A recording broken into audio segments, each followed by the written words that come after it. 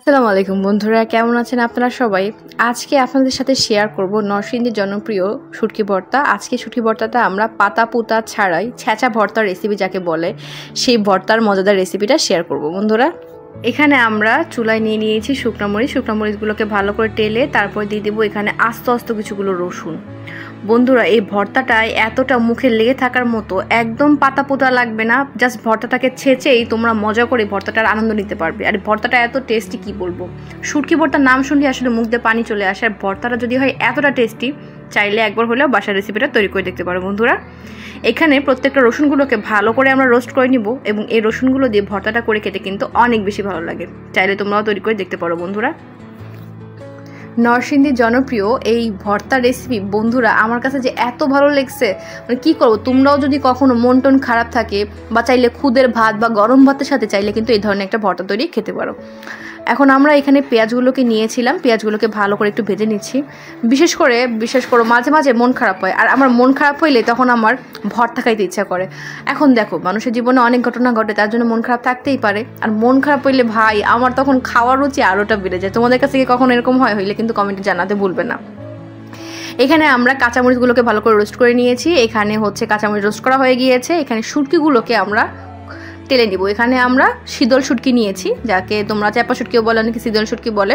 বিশেষ করে চট্টগ্রামের পাহাড়িরা এই শুটকির ভর্তাটা কিন্তু অনেক খায়। তোমরা যেন নাপ্পি হিসেবে খায়, এই শুটকির ভর্তাটা ওরা সব কিছুতে কিন্তু খায়। আর এই ভর্তাটা খেতে এতটাই মজা যে ওদের প্রায় ভিডিওতে কিন্তু ওই ভর্তার উচ্চারণ হয়। আর নরসিংদীর মানুষ কিন্তু শুটকি খেতে অনেক বেশি পছন্দ করে। তো আজকে এই নরসিংদীর স্টাইলে যে ভর্তার রেসিপিটা তোমাদেরকে করিয়ে দেখাচ্ছি রেসিপিটা কিন্তু একদম মুখে লেগে থাকার মতো। গরম ভাতে ভাই একদম চটকায় মাখায় খাবা এমন একটা ভর্তা। আর কি বলবো, এখানে ভালো করে কিন্তু আমরা শুটকিটাকে তেলে নিয়েছি। পানি দিয়ে ভালো করে শুটকির ভিতরে যে একটা গন্ধ থাকে যেটা যেন চলে যায়, সেজন্য শুটকিটাকে ভালো করে সেদ্ধ করে নিয়েছি আমরা। শুটকিটাকে ভালো করে লবণ দিয়ে একটু পানি দিয়ে সেদ্ধ করে নিয়েছি। এখানে নিয়েছি রোস্টেড রসুন, এখানে শুকনো মরিচ, এখানে নিয়েছে পেঁয়াজ ভাজা, এখানে রোস্টেড কাঁচা মরিচ। এখানে আমরা বিলাতি ধনেপাতাটা ইউজ করেছি, তোমরা চাইলে যে কোনো ধনেপাতা ব্যবহার করতে পারো। এখন আমরা ছেঁচে ভর্তাটা তৈরি করে দেখাবো।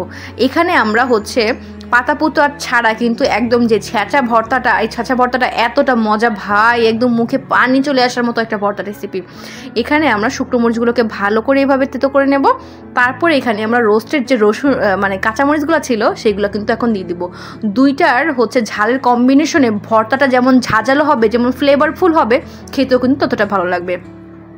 রোস্টেড রসুনগুলো নিয়ে নিলাম। আমরা এখানে রসুনের পরিমাণটা একটু বেশি নিয়েছি যাতে ভর্তাটা মাখো হয়, একটু জুসি ভাব হয়।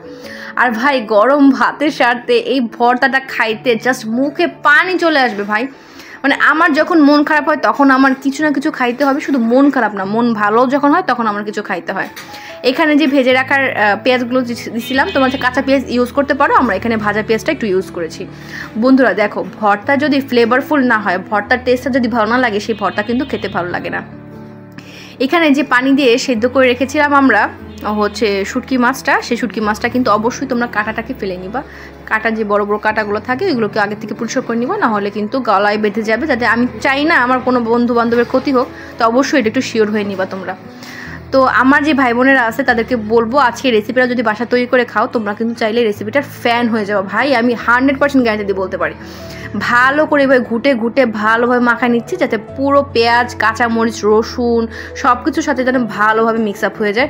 আর গরম ভাতে না, খুদের ভাতের সাথে ভালো, তুমি যদি খাইতে চাও এই রেসিপিটা, খুদের ভাতের সাথে খেতে অনেক বেশি ভালো লাগবে। এবার একটু সরিষার তেল দিয়ে ভালো করে একটু মাখিয়ে নিব। এই পাতা পুতা ছাড়া কিন্তু ছেঁচা ভর্তার রেসিপিটা এতটা টেস্টি, যারা এই রেসিপিটা শুটকি পছন্দ করে না তারাও কিন্তু এই শুটকিটার প্রেমে পড়ে যাবে। এখানে কিছু বিদেশি বিলাতি ধনেপাতা নিয়েছি। বিলাতি ধনেপাতাগুলো দিয়ে ভালোভাবে চটকায় একটু মাখায় নিব। কি সুন্দর একটা ঘ্রাণ আসতেছিল ভাই, জাস্ট আমার মন চাচ্ছে কখন হবে আর কখন আমি গরম ভাতের সাথে রেসিপিটা খাবো। খুদের ভাতের সাথে বলো, পোলাওর সাথে বলো, যে কোনো খাবারের সাথে কিন্তু রেসিপিটা ভালো লাগে খেতে। আর নরসিংদীর মানুষ বলো, পাহাড়ি মানুষ বলো, শুটকির এই রেসিপিটা কিন্তু বাঙালির কাছে অনেক বেশি প্রিয়। যে কোনো মাছ মাংসকে হার মানাবে আজকের এই রসালো শুটকি ভর্তার রেসিপি, দেখেই বুঝতে পারছো। তো কেমন লাগলো আজকে শুটকি ভর্তাটা অবশ্যই কমেন্টে জানাতে কিন্তু ভুলবে না। সবাই ভালো থাকবে। আল্লাহ।